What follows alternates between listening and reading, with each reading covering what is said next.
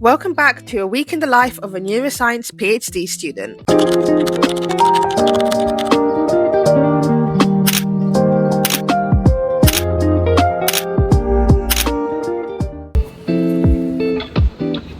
So I have about an hour to get everything done, so hopefully nothing goes wrong before I need to get to my PhD day.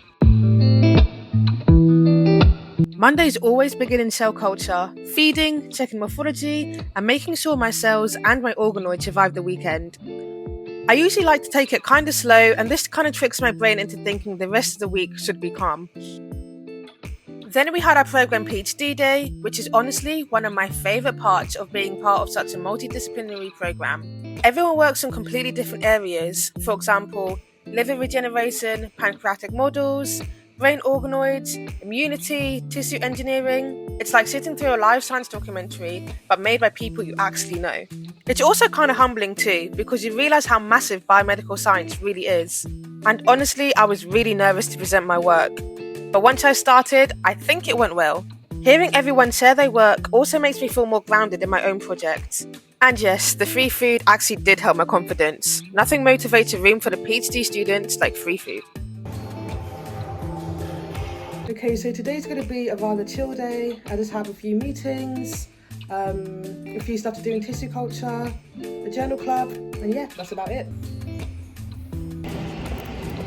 So I started my workday off with some planning. I'm trying to make this a habit because when I don't plan my day, everything seems to turn into chaos. So I sat at my desk for a while with my planner and mapped out everything I need to do. Then it was back to cell culture, a calm maintenance day, feeding organoids, checking stem cells, adjusting media, nothing too dramatic. And honestly, these quieter days matter just as much as the big wow experiments. They keep your project alive and moving forward, even without you noticing. All done for the day.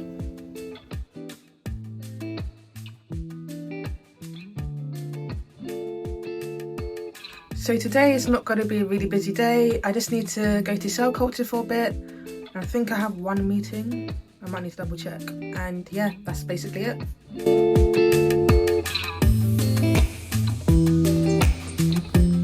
So I began with some primary staining, and this is the first step of immunostaining. This is when you incubate your tissues with antibodies that bind to your protein of interest. It feels like one of those techniques that sounds simple on paper, but a lot of things can go wrong for some reason. So in this instance, it wasn't too important. I was just checking if an antibody worked, and fingers crossed it does.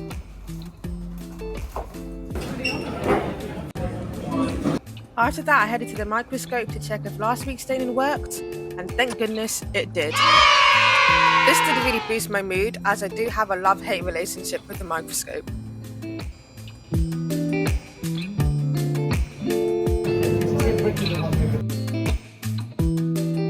After that, I ended the day with some more cell culture before heading to my friend's place, and by midweek, my brain is scrambled. So it's so nice to catch up with some friends. This always resets my mood. So today is going to be a very, very busy day. I need to do an experiment, but the incubation periods add up to like 4 hours, which is kind of annoying, but I'm going to try to find something to do like in between those. Thursday, we head back to cell culture again. At this point, I feel like my stem cells see me more than some of my friends and family.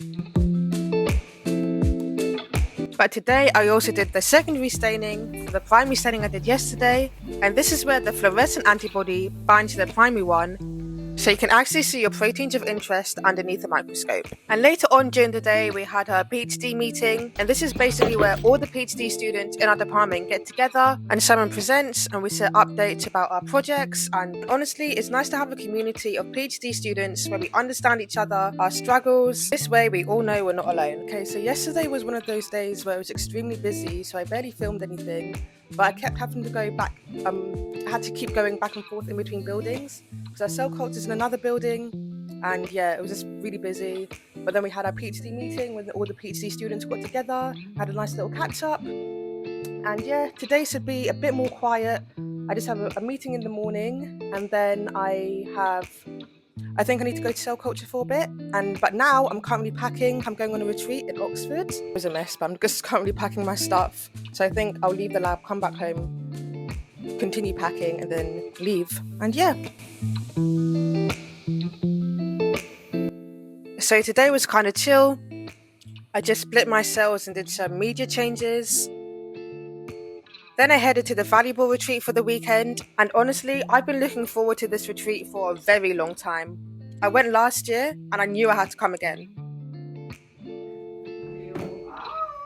I love how this is kind of a switch from lab mode to more reflective mode, and this is something I needed. Day 2 of the retreat, and yeah, this should be good. Day 2 was full of talks of things that we should have learned in school, but we didn't. The first talk focused on asking for help, something that sounds very simple, but as a PhD student, sometimes this feels borderline illegal. The biggest takeaway? Independence doesn't mean you have to do everything alone. You can be capable and still need support.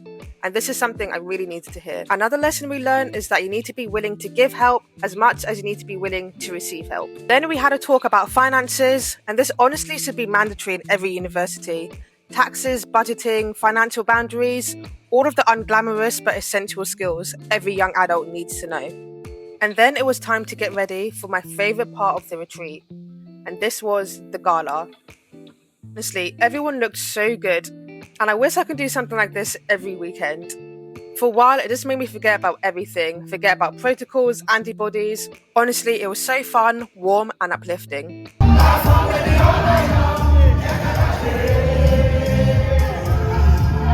Then Sunday was kind of a chill day. We had a few more talks, and I met some more people.